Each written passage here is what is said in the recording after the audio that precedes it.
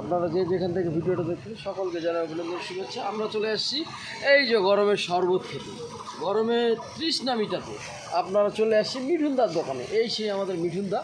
আপনারা সকলে মিঠুনদার দোকানে শরবত খেতে চলে আসবেন। এই যে টাটকা লেবুর শরবত, এই যে দেখেন আমি খাচ্ছি চুমুক দিয়ে। কি শান্তি, দিল শান্তি। হ্যাঁ, দিল শান্তা। এই যে বেল দিয়েও আপনারা খেতে পারেন। এই সেই বেল লেবুর শরবত, দিল শান্তি। হ্যাঁ, আমি এখন লেবুর খাচ্ছি, পরে বেলের খাবো।